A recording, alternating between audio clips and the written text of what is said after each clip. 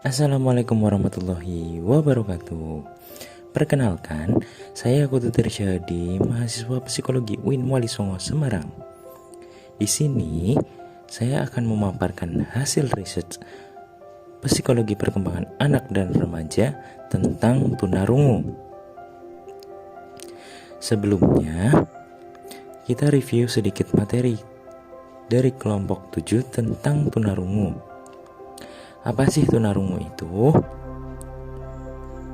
Yang pertama, yaitu pengertian dari tunarungu. Tunarungu atau sering disebut tuli adalah gangguan yang terjadi pada indera pendengaran. Orang yang mengalami gangguan tunarungu sulit untuk mendengarkan suara. Bisa mendengarkan suara, namun dengan desibel yang sangat tinggi. Bahkan ada yang tidak dapat mendengar sama sekali. Ada beberapa hal penyebab dari tunarungu.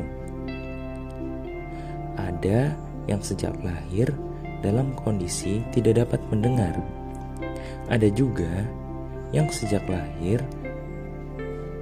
dengan normal, kemudian di saat perjalanan hidupnya karena terjadi kecelakaan, kemudian mengakibatkan terganggunya pada pendengaran. Kemudian, umur juga mempengaruhi pendengaran.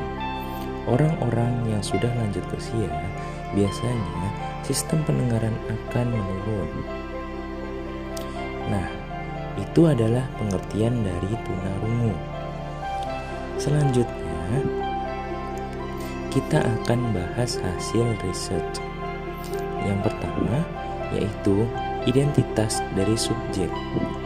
Subjek bernama Muhammad Erwin Altaf.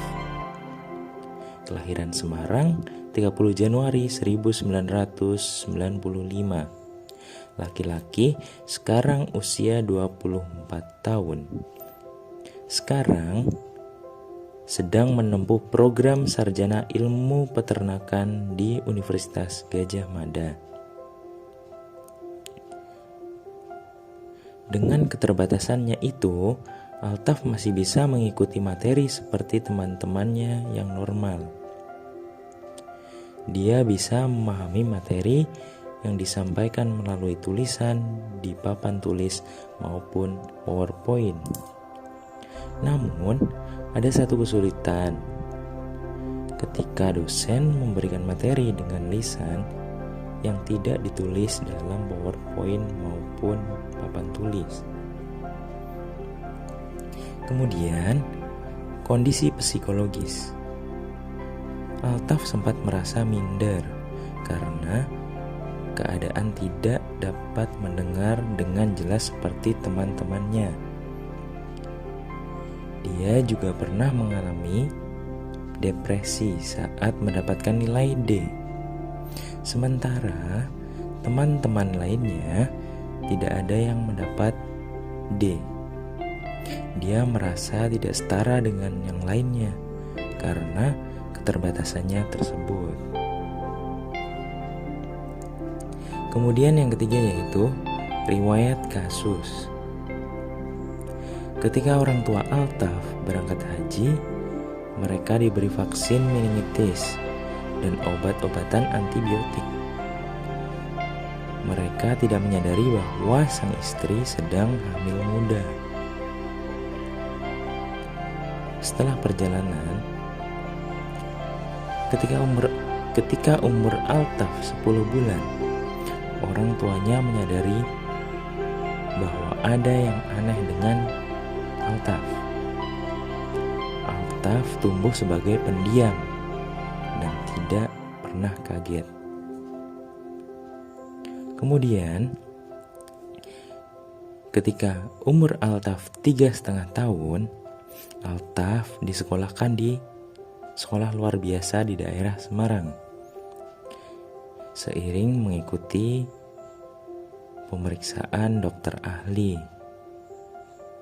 Hasil pemeriksaan dokter ahli menunjukkan bahwa Altaf hanya terganggu pada pendengarannya saja, tidak dengan intelijensinya. Intelijensinya berjalan dengan normal seperti anak pada umumnya.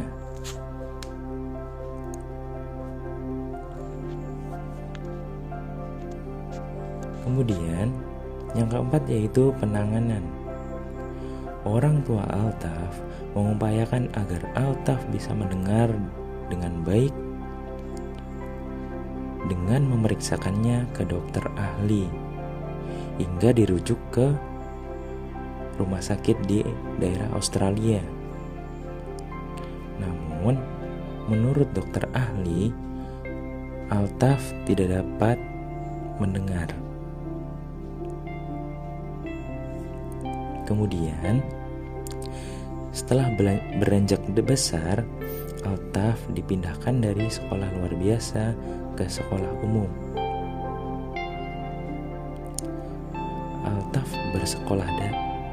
Altaf mengikuti sekolah dasar dan SMP di sekolah umum di daerah Semarang, kemudian melanjutkan SMA di Yogyakarta. Setelah lulus SMA,